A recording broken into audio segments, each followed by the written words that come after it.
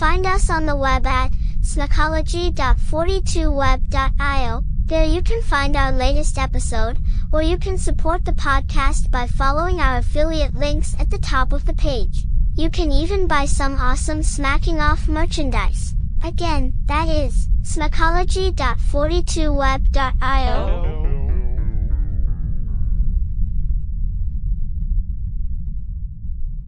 We're here at Commonwealth Stadium, representing for the Kentucky Wildcats, right against the Georgia Bulldogs, right? And I'm live here, and there's fun and excitement going on. I know you can see that. This is Smacking Off, the podcast. Hi, we're Fiverr, a global marketplace connecting individuals and businesses with freelancers offering thousands of digital services.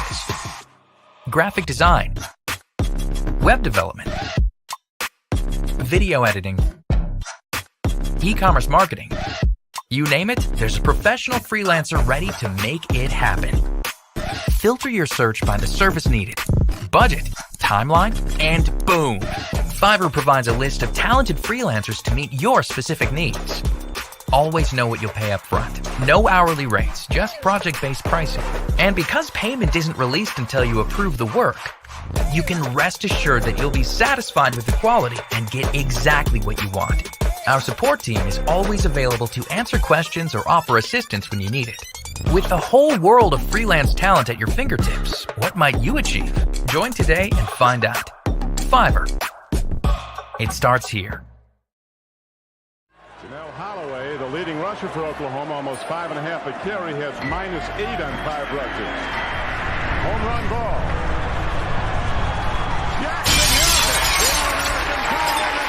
And now, Smacking Off the podcast.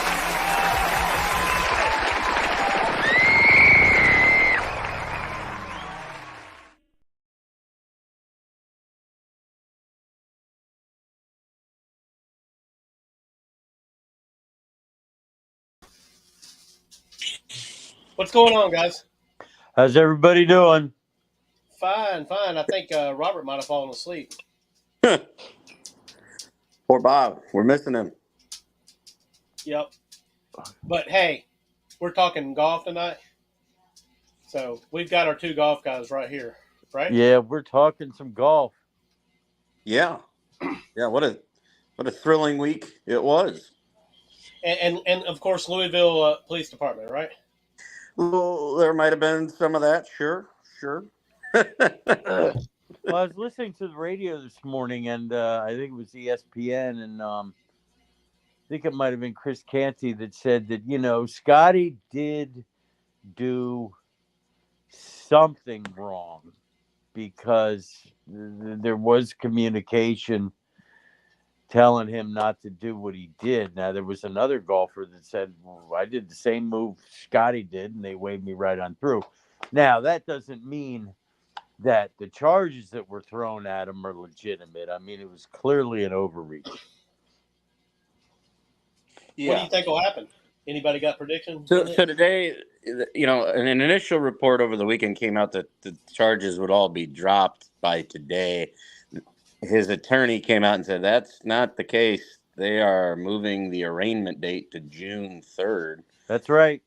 So looks like more to come on this story. But so I have not read into this, but I've seen a few people refer to it as a felony. Is that correct? The assault on the police officer is I think a Class C felony in Kentucky. And I think that has to do with driving the car somewhere in the neighborhood of 10 yards after the cop basically jumped on the car. But, that doesn't explain why the cop jumped on the car. And there's conveniently, there's no body cam footage from that officer. Yeah, that's very convenient, isn't it? Yeah. Well, I guess it's hard to turn on the camera when you're jumping on the car. But shouldn't it have been on before? Yeah, I don't think the cop has to turn on the camera. I think that he's going to get a fine in the neighborhood of a few grand. That's what I think will happen. You're probably right.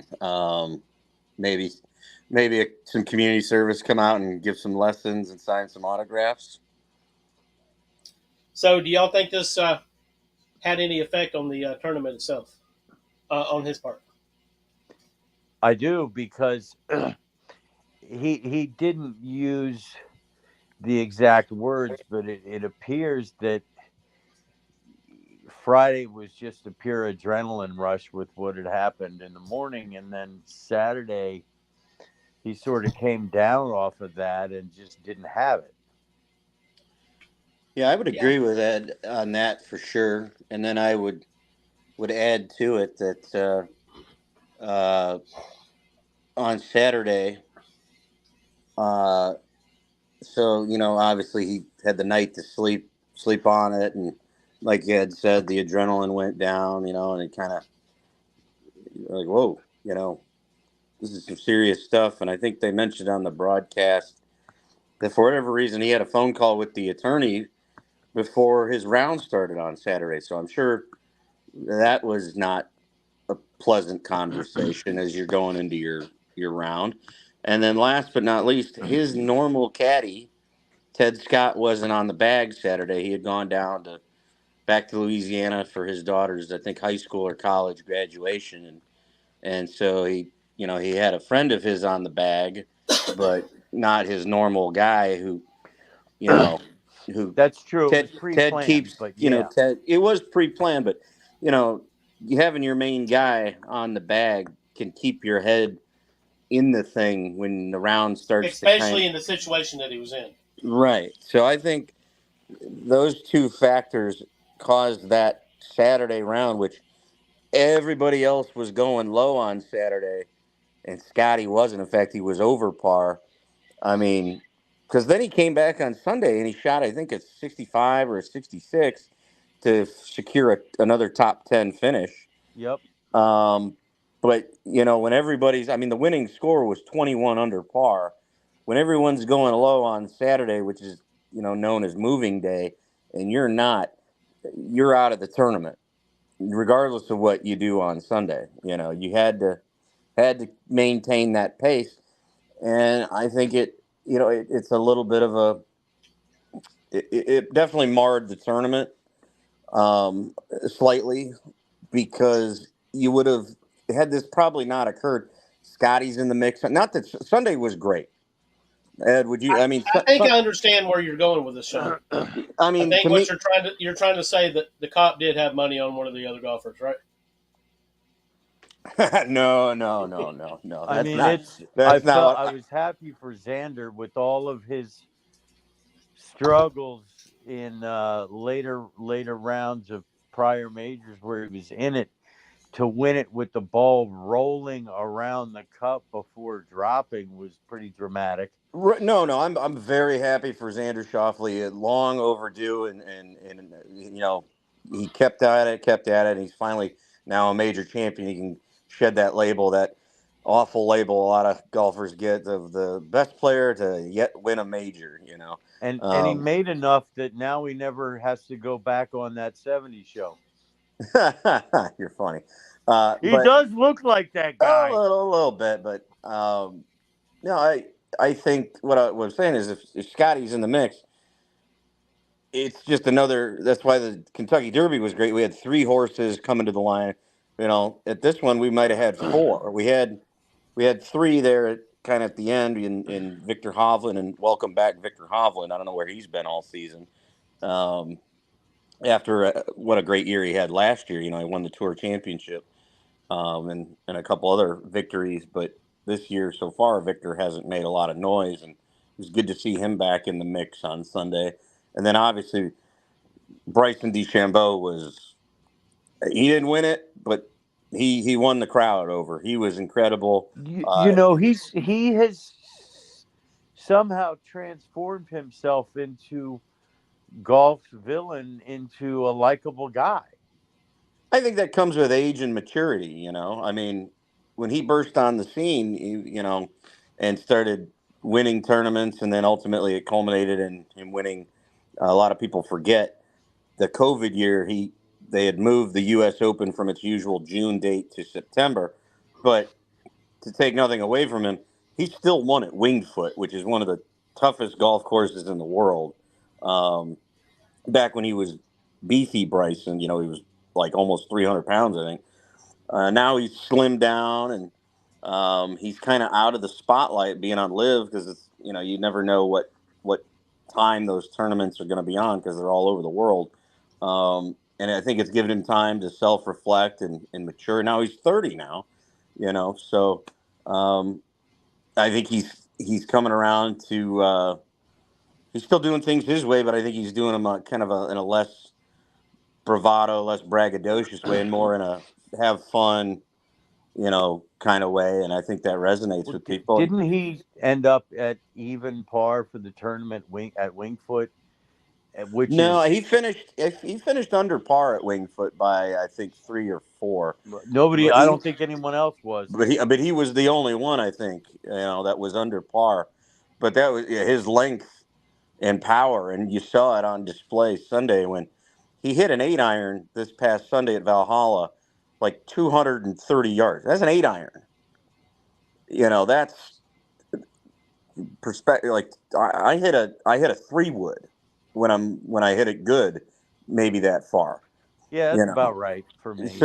So hitting an 8-iron that far, it's still. I mean, and he was getting ball speeds, of like 190 plus miles an hour. I mean, it's what he can do is, and he said it was his B+ game, I'd love to see him for a full tournament. We saw it one day at Augusta when he shot that 65. When his A+ game is on, there's nothing he can't do, and I think he's going to win another major here rather soon. But he's exciting. It's sad we only get to see him 4 times a year, but hopefully that'll change in the future with the merger. But Hovland getting back into form, Xander's always there week in and week out. And talk about resilience for Xander. Last week he had the lead going into Sunday at Quail Hollow, and he had a bad Sunday, and Rory had a great Sunday, and Rory ends up winning the tournament. Talk about the opposite happening this week, where he's coming in Sunday kind of hot. Maybe there's some rumors. Maybe Rory could, and Xander just shut that down completely. Sean, have you ever seen anybody wrap a golf club around a tree? I think we saw Tiger do it many years ago, if I'm not mistaken. I don't know why that's a thing, but every time I've ever dabbled in golf, I've either saw somebody do it or I've actually done it. Really? Well, I guess it's just frustrating when you can nail it sometimes and do, you get a little comfortable and then all of a sudden you can't hit the fucking ball. You can't hit it straight. It's maybe it's that, and it depends on what time of year you do it, obviously, but maybe it's that in the heat sometimes. It's a confluence of things. It's time but, of year. The cost of golf clubs should really calm that shit down a little bit, shouldn't it? Even if you're killing your own golf club, I mean, if you're going to keep playing, you got to replace it. Yes, you got to replace it, and depending on the damage to wear on if the head of the club is fine, you can just replace the shaft, and that's the head's what costs so much money. The heads of the clubs are what really. I mean, a shaft or a grip is exponentially less than if you damage the actual club head. To replace. Then when you got to replace that, you're basically replacing the whole club. But if you keep the head okay, you can replace the shaft. See, that's how you can tell a pro. A pro can wrap a golf club around a tree without messing the head up. Yeah, because they're usually picking the ball clean with the head, and then it's the shaft that'll hit the tree. But I always found that to be an interesting phenomenon. I've played like golf maybe 3 or 4 times in my life, and I've seen somebody wrap around a club around a tree every time that I played. Really, that's pretty rare. I've never in person. But it's always been in the summer though. But I did on my own issue. I had a ball resting once on a root, like a root that had come from a tree that had come out of the ground. Mm-hmm. And where the tree was to where the ball was and I'm a right-handed golfer, so I had to turn the club inverse and hit lefty, and just not to make a hero swing to try to get it on the green, but just to punch it back onto the fairway and get some clearance from the tree, and it worked fine. Other than it was the weirdest, the back plastic kind of covering to the iron cracked.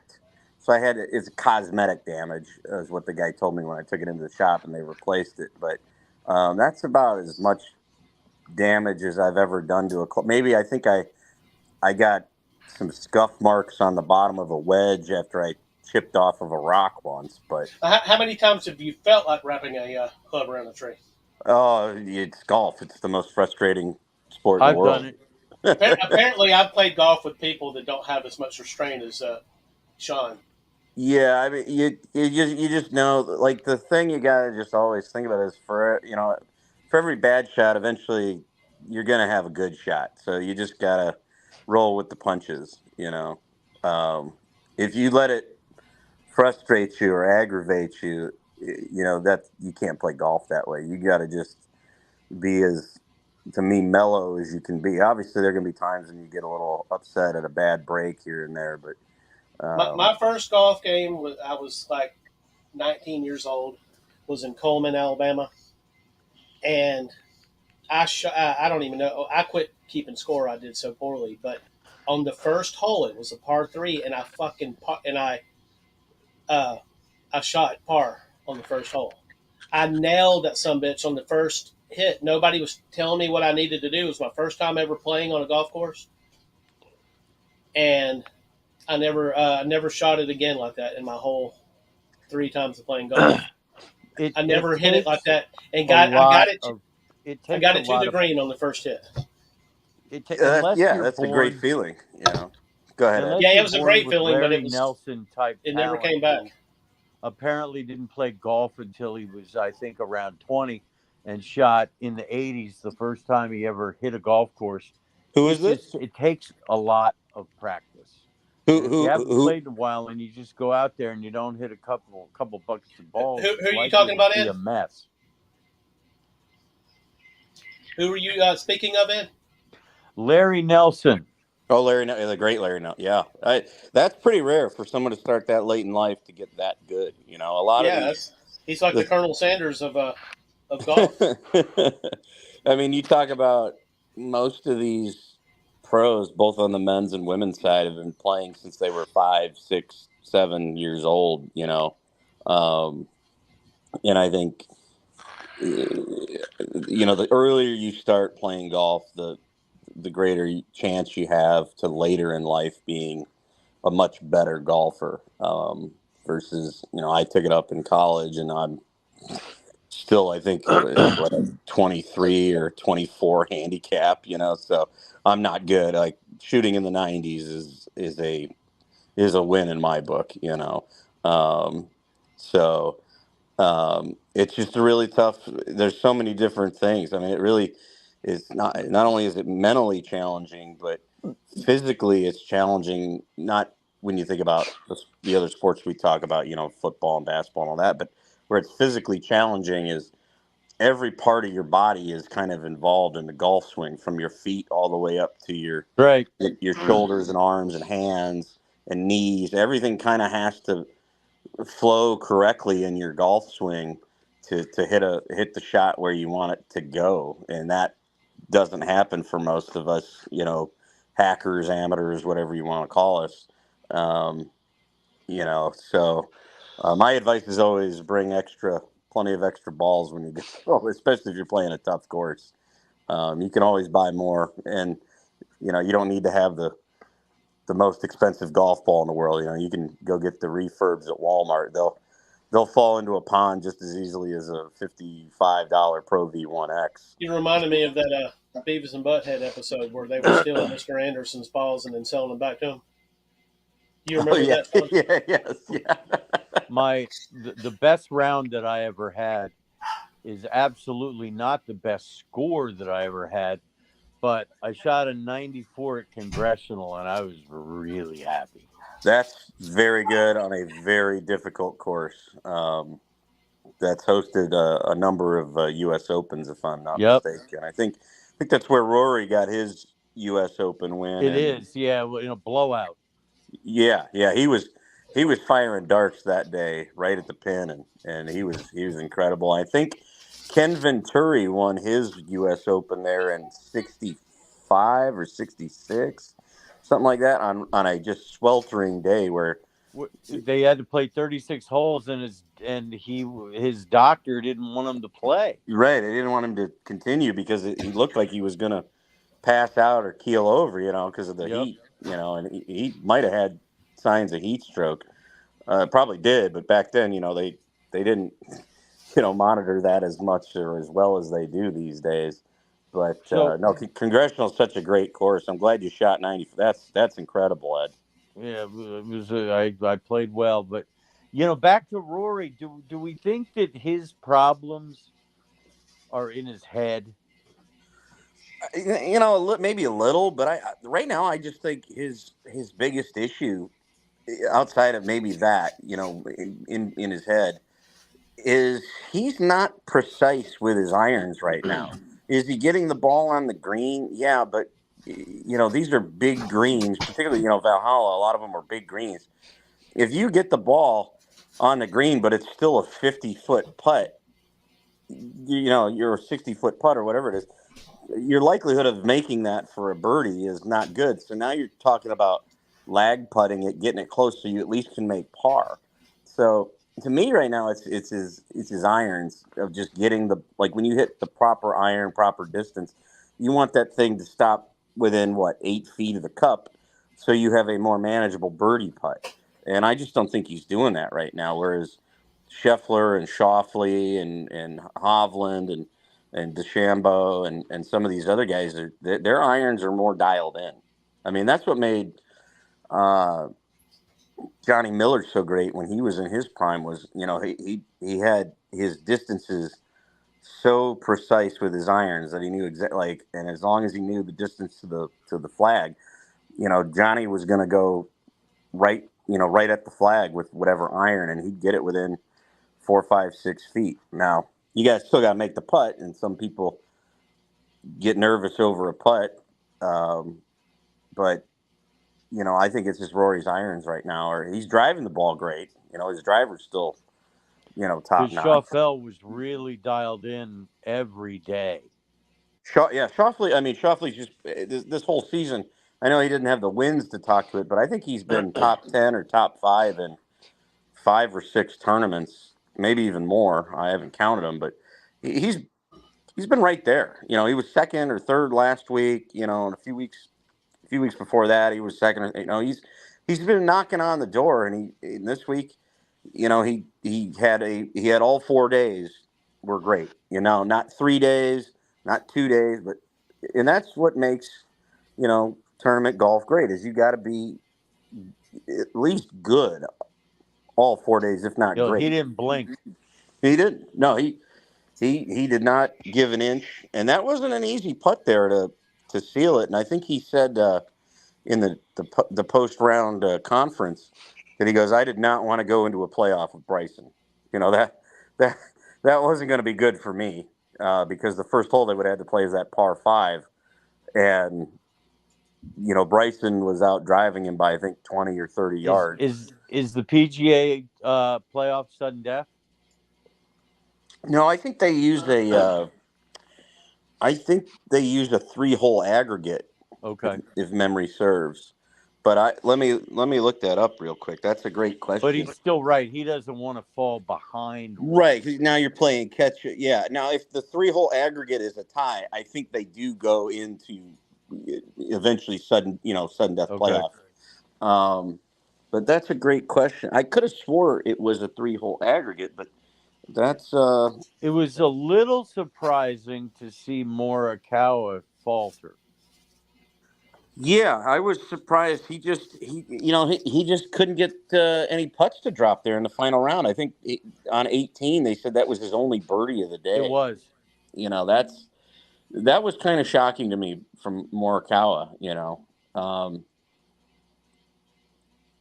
especially considering how good of a final round he had at the Masters. I figured we'd get another great final round out of him. But Colin, he's still great, and he's getting everything back together. He kind of fallen off the map a little bit last year, and now he's been in contention in the first two majors of the year, and he's already got a PGA Championship for that matter, along with the British Open or the Open.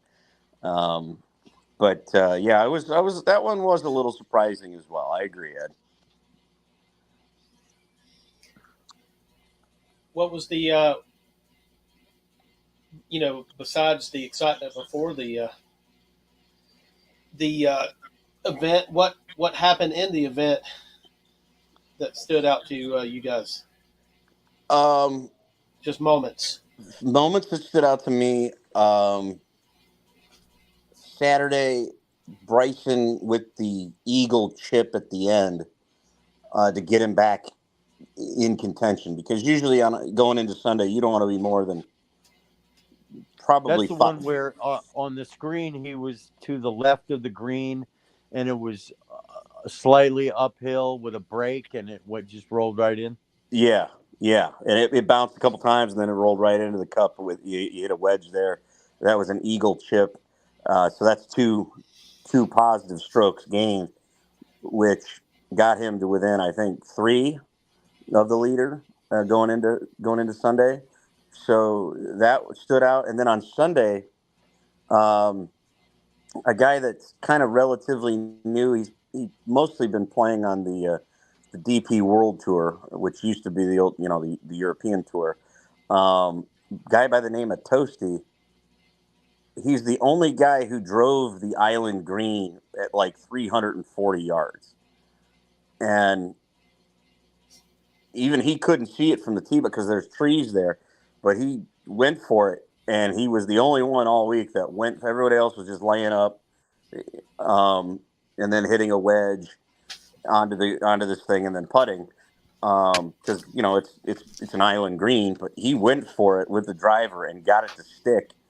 It was like 340 yards. It was it was absolutely incredible shot. I mean, he didn't have a chance to win the tournament, so he was just kind of having some fun, and he said, well, the heck with it, I'm gonna go for it. And he made it stick on the island green, and I think he made the putt for an eagle. So that was incredible. The thing I think that a lot of people, and you can't control it, but I think the teeth of the golf course were taken away by all of the rain they got down there this week. I mean, it turned into a shootout, which, depending on the course, you could get that at the Open or the opposite. You basically never get it at the U.S. Open, and then the Masters is unpredictable in terms of what the winning score is going to be. Right. Yeah. I mean, like ever since they moved, and I'm still pro for the move of the PGA Championship to May from August, because let's be honest, it is one of the 4 majors, but it's probably prestige wise the least of the 4. It absolutely is. Yeah. So to put it second, where it's not as, and the other thing, getting it away from August gets it away from, everyone's already starting in August to ramp up for football, whether you're college football or you're pro football. People are doing other things. And people are on vacation, or they're getting, their kids ready for school. So, it being in August, and I think it was usually that 3rd weekend of August, maybe sometimes the 2nd weekend, it would lose its luster. Now, the complaint about moving it to May was, well, some of these courses that you want to go to, they might lose kind of the teeth to them because the ground's still going to be soft and damp, and it's spring, so you're likely to bring rain into the equation, and when rain comes into the equation, the ground is soft, and these pros they're so good, they're gonna attack. But to me, the reason I don't care, because I don't care what the winning score is. Someone's going to win, whether it's 2 under par or Xander was 21 under par. It was still thrilling. You still had to beat your competitors. Yeah, you have to play well to win it. There's no question. Yeah, I mean, so it was just a little less of a tough golf course versus tough golf competitors. Is my thoughts on it. What do you think, Ed? Yeah, I would agree with that. I do remember, though, when Nicholson won it a few years ago. What was he, 5 under, I think? Yeah, I think that was a Kiowa. It was. You're talking when he beat Brooks? Yeah. Yeah, I mean, Kiowa was playing ridiculously hard, and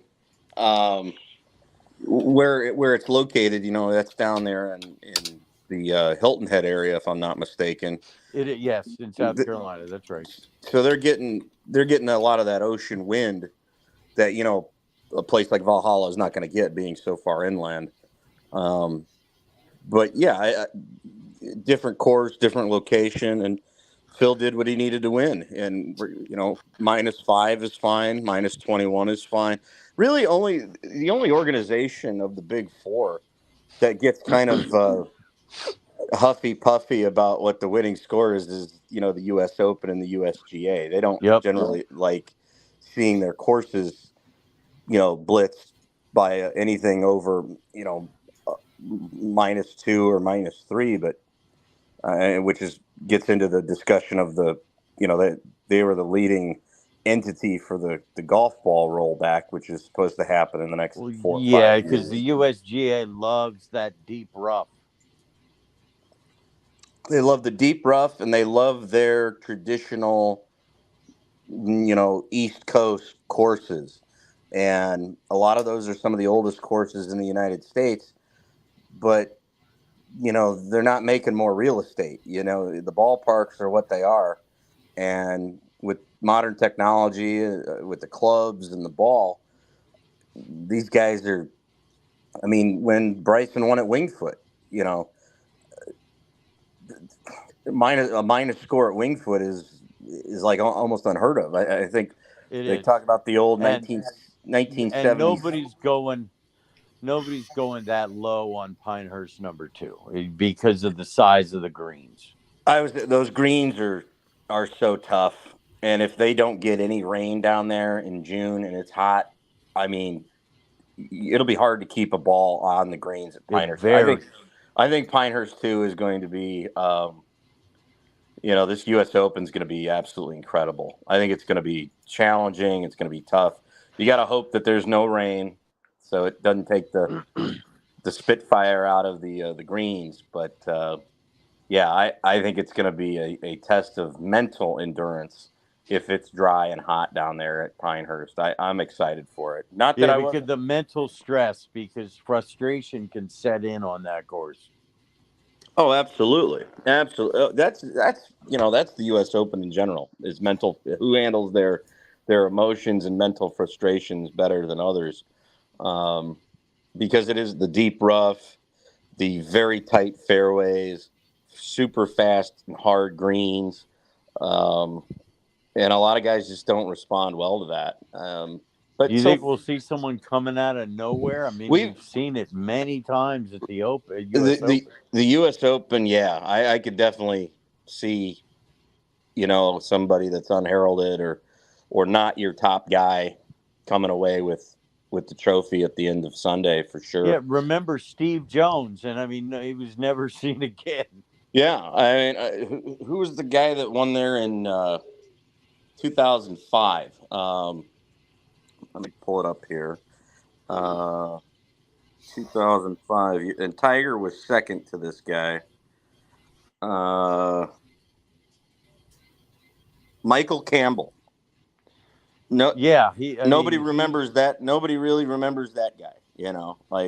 And he finished 2 strokes ahead of Tiger Woods to win the U.S. Open at Pinehurst. It's like, so you can get some weird outcomes at some of these U.S. Opens because of how just difficult the course is set up. Whereas so far, you've kind of had chalk at the first two majors. You had Scotty at the Masters. Okay, he's the world number one. You had Xander, who coming into this week, I think, was at least top 5 in the world. Now he's number 2 in the world. So that's not a shock by any stretch of the imagination. So, and the British Open is generally who can deal with the weather if there's weather. But if there's not weather, then it's going to be whoever, hits it the farthest and putts the best. But if there's Troon, isn't it? It is a Troon. Yeah. Who do we like? That's a course people can go low on. You're right. If there's not bad weather, people can definitely go low there. But if there's weather, being on the Scottish coast, if it rains and it's windy, then that's gonna, that can take some guys out of there mentally out of the game. They don't, not a lot of guys like playing in that kind of stuff. It's always fun when it's July at the British Open and you see guys wearing sweaters and windbreakers and everything, because it's sweaters. It's 50 or 40 degrees and they're coming over from, most of them, live in Florida or Georgia. It's, hot in the summertime and suddenly you're in Scotland and it's 52 degrees and you can't feel your hands and it's raining. I mean, so weather's really the big one at the British Open, more so than the other majors. Yeah, because it's 52 with a wind chill of 35. Yeah, I mean, that kind of took that the year Tiger was in the running. I think it was 2002. Yeah, 2002. He had won the Masters and he'd won the U.S. Open, and people were talking, maybe calendar year Grand Slam. And, depending on the draw you get, whether you're a Thursday morning, Friday afternoon, or a Thursday afternoon, Friday morning, I think when he went out to play, the rain was coming in sideways and it was in the low 50s or upper 40s. And he, to his credit, I think he shot a 1 over par 73 or maybe a 2 over par 74, which in those conditions, a guy like me would shoot 140. So, it just tells you how good Tiger was, but it still affected his score enough where it kind of knocked him out of the running that year to win the 2002 British Open. So is there consensus that Tiger will never win again? You hate to say never. I would say probably a major championship is probably out of the cards at this point. But depending on if he wants to, he's tied all time in PGA Tour wins with Sam Snead at 82, which if you look at some of Snead's victories, you might go, well, some of those are questionable, and But the leg is never going to get better than it is now. Yeah, but it's to me at this point, it's more about getting tournament reps in than, because every now and then if you watched him, every now and then he still hits a great shot. It's getting the reps in to hit more than one great shot on a hole, whether that's his driver or his iron, a wedge or a putter. Well, but it looks like right now he's kind of limiting himself really to like 6 tournaments a year. Yeah, I don't. So Ernie Els ended up winning that 2002 British Open at -1, or excuse me, -6 for the tournament. That day that the weather was so bad, he was -1, but he was out before the weather got really, really bad.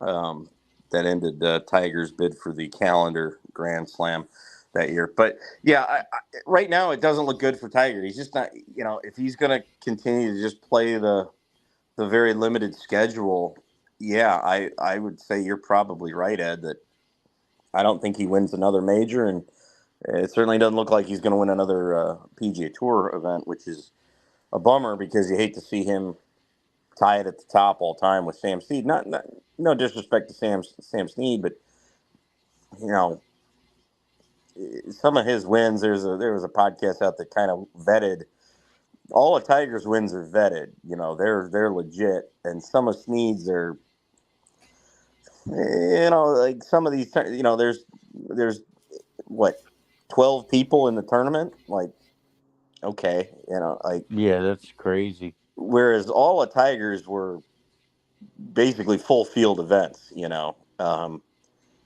so to me, he's.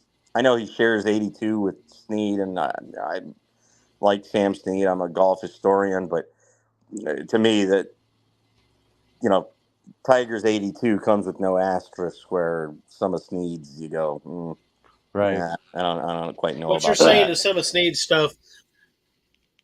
Some of Snead's stuff looks like Michigan's championships from back in 1902. And Well, I think We that win weren't going to against. be. Oh, I'm sorry. how long ago was the Snead guy playing? I'm sorry, but I have to pay up a bet. So Yes, go Irish. thank you, Ed. Yes, that's. So we had a little bet because this past weekend, real quick to caveat here, Doug. So me and Ed had a little bet on the Preakness Stakes, the second leg of the Triple Crown horse racing, which was this past weekend in Baltimore, Maryland at Pimlico. And Ed, I believe it was Just Steel is the horse that let you down, right? Yes. So Ed needed Just Steel to either win, place, or show in the top three for me to have to say something positive about Michigan. Otherwise, he had to say go Irish. So, Ed, thank you for paying off that bet. We appreciate Yep. that. You'll probably get me back here when we next wager on whatever we wager on again. We'll see. Real quick on that Preakness, though, I'm kind of glad we don't have a potential Triple Crown opportunity this year, and I'll tell you why. Uh, Belmont Light. Yeah, it's they're not running Belmont at Belmont. It's closed right now for renovations, and so they'll run the Belmont Stakes up at Saratoga. But from what I heard, they're only going to run it at 1.25 miles versus the regular, test of endurance, test of a champion 1.5 miles. So, had we had that chance, this horse had it won, the Triple Crown. There might have been we got asked. There's a huge asterisk if you have a Triple Crown winner winning a 1.25 miles Belmont, because that extra quarter is big. Yeah. No, so I'm glad that is no longer in play, because I think Belmont will be done with the renovate for 2025, and we're I back. think that's right. Yeah, we'll be back to the normal,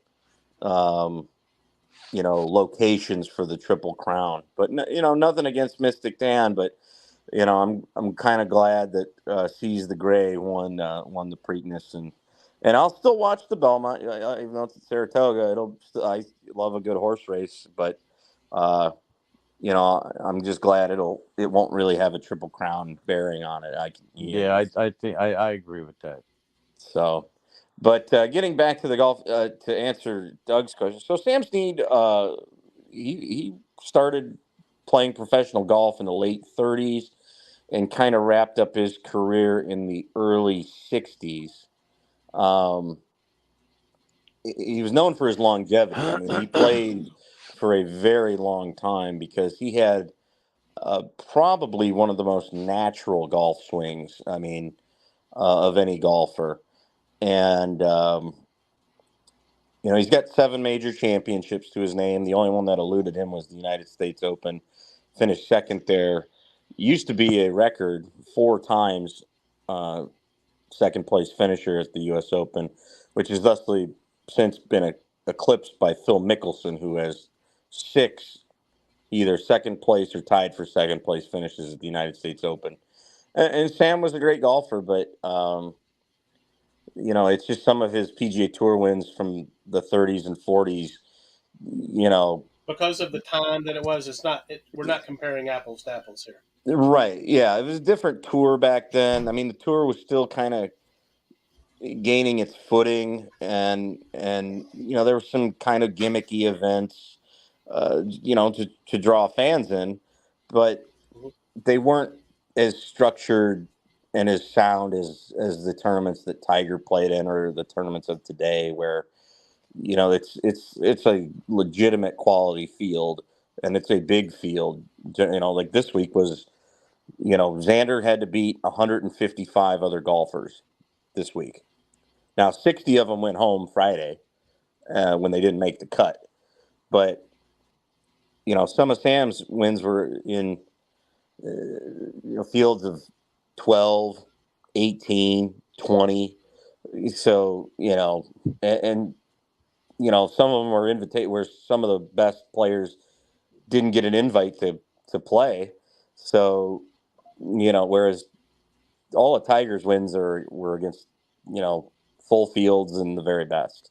So even though they both have 82, I kind of have a slight asterisk on Snead's 82. But it doesn't appear that I think the PGA Tour closed the book on it. They said they're fine with it, and it is what it is. But that's why I'd like to see Tiger maybe, win a. Well, how soon before we see Charlie out? Yeah, pull one more out and get to 83 would be great. So he stands alone. How long before we see Charlie on tour? Well, Charlie tried to qualify for the U.S. Open, and he shot an 81. So, I mean, he's not there yet. But all things considered, if he keeps doing what he's doing, it won't be long. Probably, I'd say 5 to 7 years. Before we see him. Because I think you're going to see the same type of crowds at least when he starts. Yeah, but I mean, I don't think it would be unfair to him to have the same expectations that he's going to. Absolutely. I mean, Tiger's got basically every record but one, and that's the most majors, which Jack has, and that's simply because Jack's body held up for 30. How long was Jack's career? 36 years, whereas Tiger's body started kind of falling apart. Late 30s. Yeah. Jack was still humming along in the late 30s, won his last major at the age of 46, whereas, from basically Tiger was 35, his body started falling apart on him. And that call, the 86 Masters with Vern Lundquist, that was awesome. Oh, yeah. Yeah, with the yes, sir on the putt on 17, where Jack knew that the putt would roll to the right because every putt heads towards Rays Creek. Also, Jack shot on 16, where he stuck it, 4 feet from the pin. And I think it was Seve that fell apart. It was Seve, and then it was Greg Norman. Yeah. Which is Seve, I think, put his ball in the water on 15, going for the green and 2. And then on 18, Norman needed a par, I think, to tie Jack, and I think he ended up making a bogey and losing to Jack by 1. It's not the first time that happened. Let me see if my knowledge. Let me see if I can even remember it. Is Greg Norman? Wasn't he notorious for that? Yeah, for going Norman, into the last day. I thought so. I've never paid a lot of attention to professional golf, but I do remember that. So Norman has the. I remember every time you would turn around, you'd hear Norman's. He's got this one on Sunday, Sunday morning before they'd start, and then he blew it sometime. Blew it to Nick Faldo, and blew it pretty early. Yeah. I mean the 96 Masters collapse. I mean, they did a 30 for 30 on that one. I mean, that's the considered the greatest collapse in major championship history, to go into the final round of the Masters with a 6-stroke lead. And even before they made the turn, I think Norman was right there with him, either tied or 1 stroke back. And it's not like he lost by 1 either. No, yeah, Norman ended up finishing him off by 3 or 4 strokes at the end. Yep. But Doug's right. I mean, there were a number of times where Greg Norman went into Sunday in the morning with, a decent lead, and by the end of that Sunday afternoon, somebody else was holding the trophy. He's got the ultimate kind of indignant record, which in '86 is known as the Norman Saturday Slam, and that's in all 4 majors in 1986. Norman, when Saturday finished, had the lead in each of the majors. He ended up only coming away with 1. He won the British Open, but he collapsed.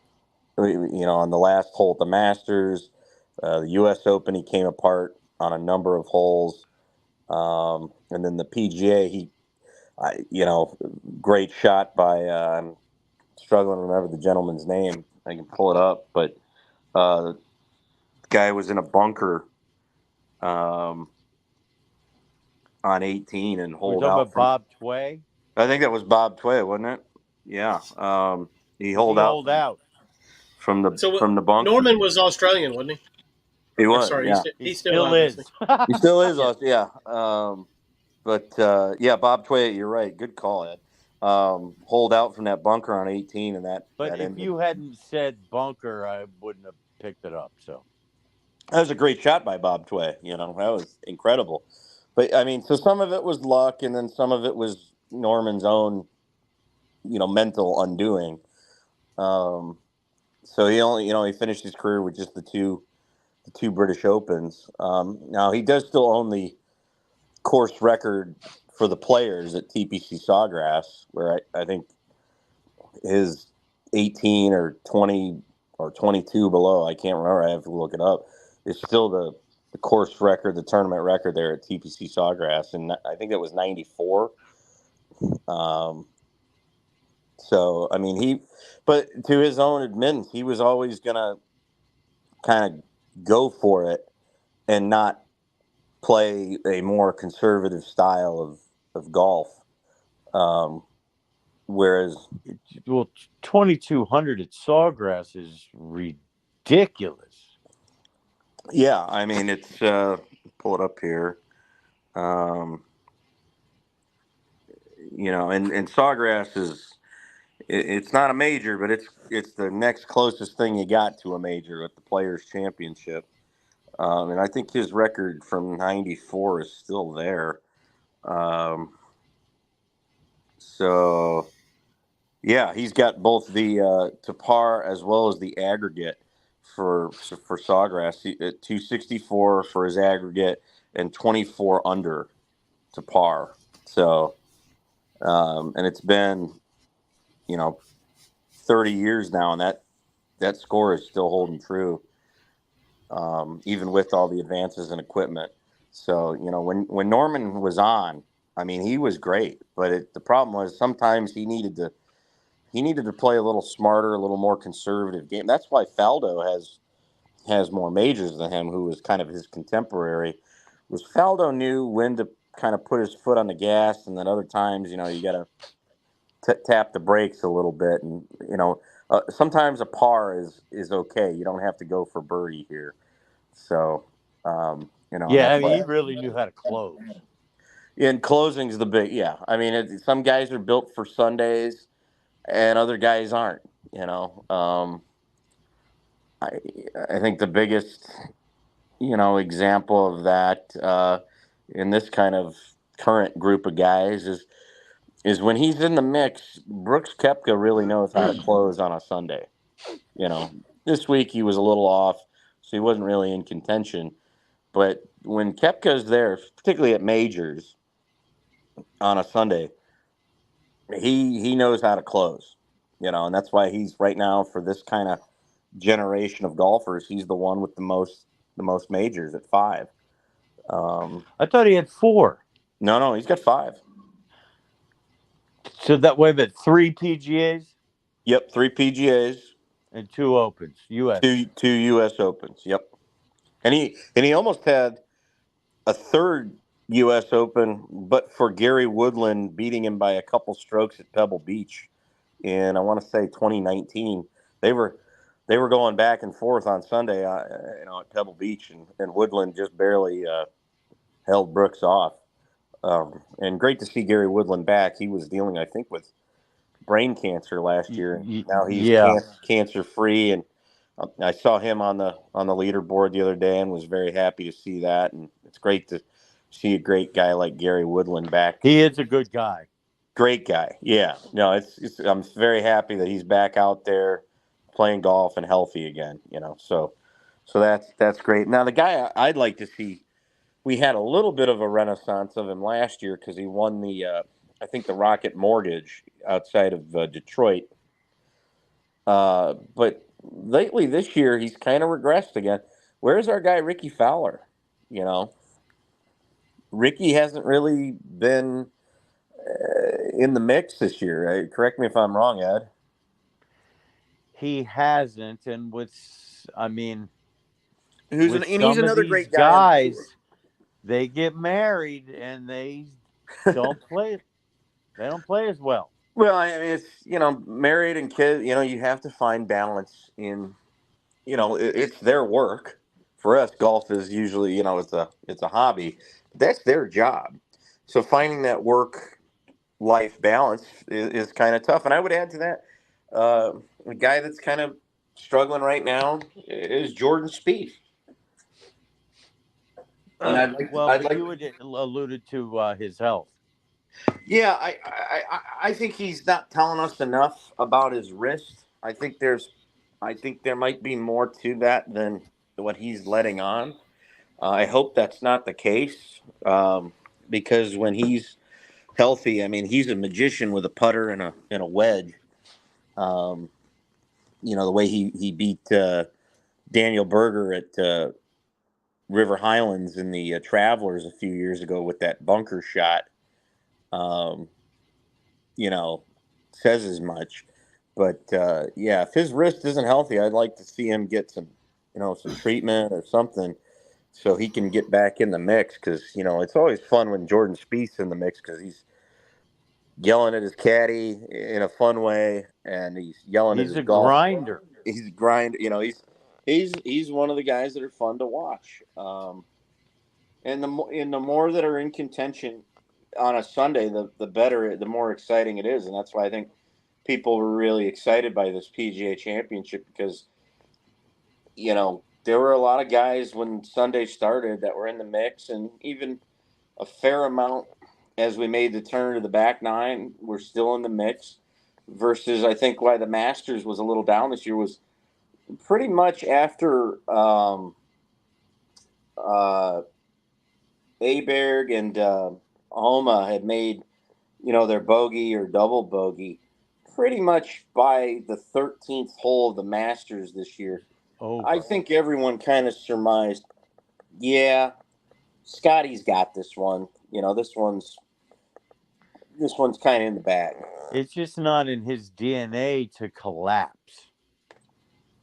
Yeah, no. When Scotty has the lead on a Sunday, he's the closest thing to Tiger that we've seen in a while, where he just generally doesn't give it up.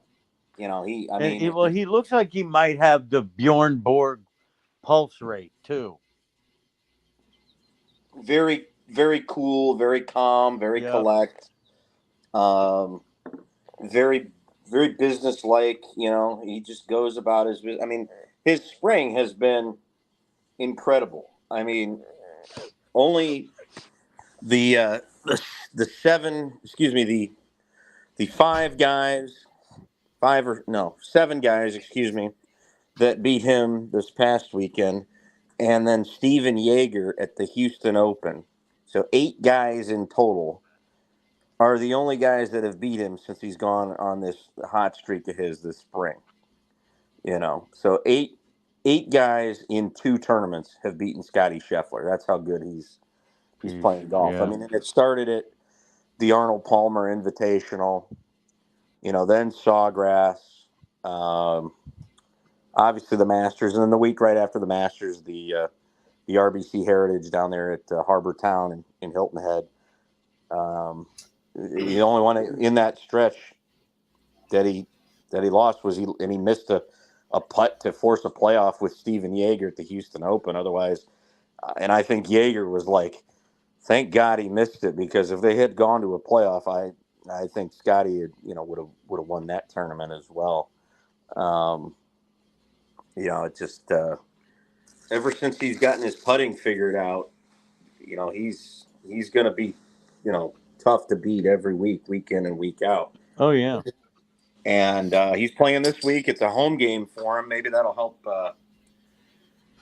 help shake off the unpleasant experience in Louisville by playing a home game in Fort Worth.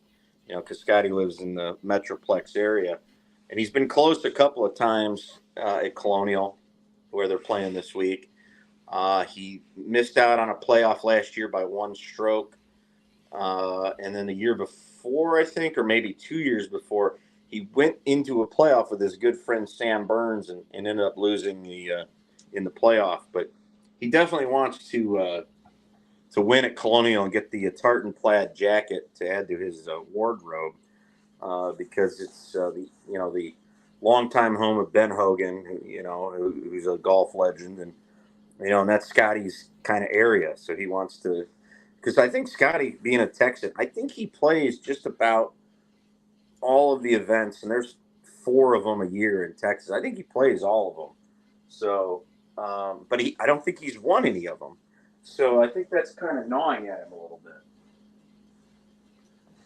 Yeah, I would fully suspect that he'll have his share by the time he hangs them up. So. And the other kind of interesting, if you want to call it a knock on Scheffler thus far in his career, is all of his wins have come in the months of February, March, and April. He has no wins not in those months. But how long has he been on tour? Maybe 5 years? I think 5. This is, I think, his 5th year on tour. Let me check. I mean, that's so early. Yeah, he's barely 27. Let's see, he's been on the tour a little longer than that, I guess. So he's been on tour 7 years. Is that my math? No, 6 years. Excuse me, 6 years. 6 years, and he's got 10 PGA Tour wins, 2 major championships, 2 Masters, 2 Players Championships. But yeah, it's just weird. Like, last year when he had a great year, he had won 4 tournaments, but he didn't win any of them after, the calendar turned to May, June, July, and August. There was nothing. And January, he hasn't played well in January either, when the season, the unofficial start of the season. I know there's the fall events, but the bigger names generally don't play those fall events. Well, I mean, in reality, it never ends. Yeah, but most of the guys that play in the fall are guys that are trying to keep their card, trying to qualify for the elevated tournaments later in the year. But yeah, I mean, you can watch the PGA Tour from the first weekend in January all the way till I think it's the second weekend of December is the last one for the calendar year. So yeah, this is an interesting fact that I never would have known. What sport has more wagering on it than any other sport? I'm gonna guess baseball, because you can now wager on like balls and strikes and all that. But since we're talking about golf, that makes me wonder if he's going to say maybe golf. It's golf. Yeah, I'm with Doug. I would not have guessed this. It's tennis, because there's always a tennis tournament. Okay, so the Yeah, people who like to gamble, they don't have to wait around for tennis to start back. And you're there right. are guys that will come into the FanDuel Sportsbook and spend an hour or two at the kiosk just betting on tennis. Well, guys, on that note, are y'all ready to complete this list on Sunday? You We bet. are for sure. I am. I'll All But right, be and then live from Palm Springs, California at 6:00. all so right, so, so just to put a bow right now on golf until we with our next golf one, I think will be in June for the after okay. the U.S. Open. So the calendar, real quick, we got Colonial this week. Then I think we go to Jack's house in Ohio. You can say Ohio there, Ed, the Buckeye State, for the Memorial Tournament. Then I think the Canadian Open, uh, then the U.S. Open, and then the Travelers up there in Connecticut, if I'm not mistaken. It is. Uh, then a little lull with some smaller tournaments, and then the ramp up to the British Open in July, and then this year we have, and it's going to be interesting to see. We're going to start getting.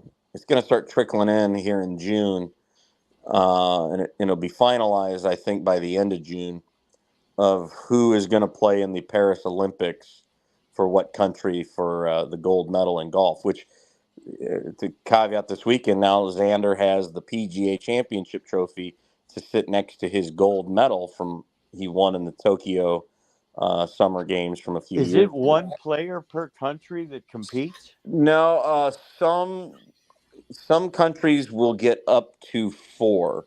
It's going to go off of the uh, International Golf Federation rankings. If you have four, I think in the top 50, all four will compete for your country.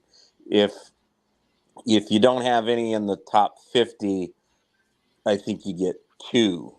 So, um, but it's almost a full field like a PGA Tour Okay. event, and then it's 4 days, and there's I think there's a cut. I'm not sure though. I'm gonna have to because you only get it every 4 years. So I'm gonna have to go back and because it's the International Federation of Golf, I think, that runs the Olympic golf. So I'm gonna have to look at their rules and everything. But um, for the last two iterations that we've seen golf in the Olympics since they brought it back, most of the big name pros have played in. The U.S. is defending in both the men's and the women's, with Xander on the men's side and Nelly Korda on the women's side as gold medalists. But we'll have that, and then immediately after that, we'll have the FedEx Cup playoffs, the run to Atlanta and East Lake, The and FedEx playoffs are actually really cool to watch. they're awesome. Oh yeah, ever since they went from 4 to 3 events and made the cut down each week tighter and tighter. Yeah, it's very thrilling. And then when East Lake gets done and we have the PGA Tour Player of the Year, we'll be ready to roll into college football because I think we are, as I counted today, we are 13 Saturdays away from our first. Oh, it can't come Wow. soon enough.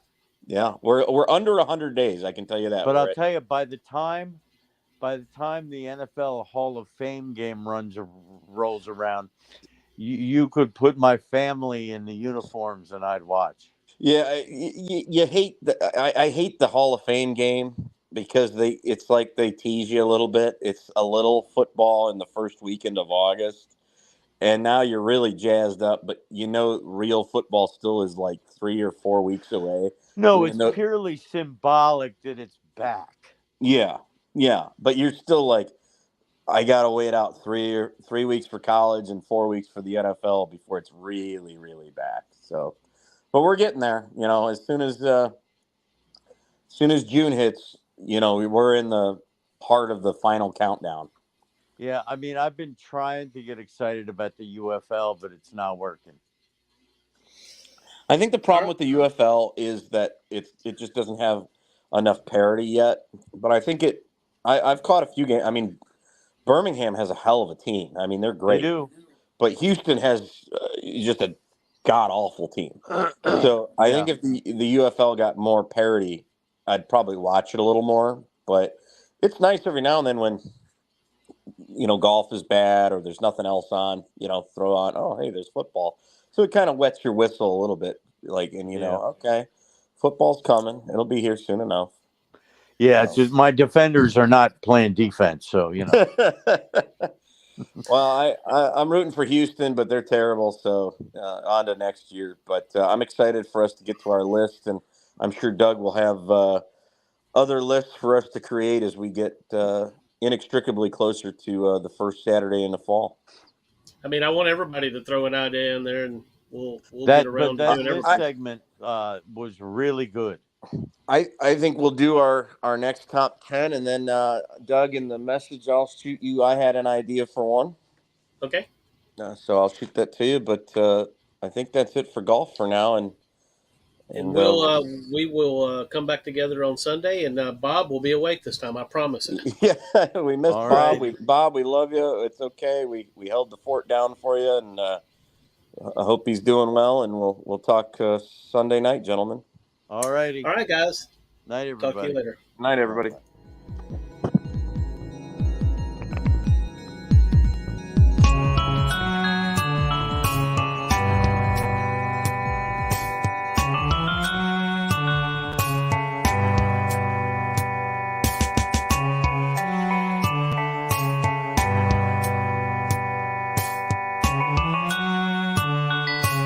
Thank you for supporting Smacking Off the podcast on the X's and O's network.